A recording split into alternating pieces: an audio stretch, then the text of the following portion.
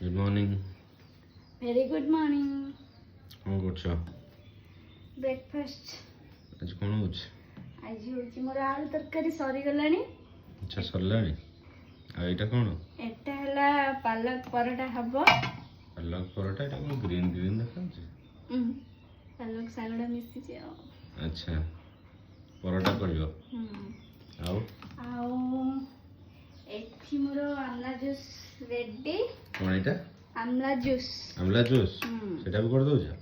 हां सेटा पिया होची सकाळे।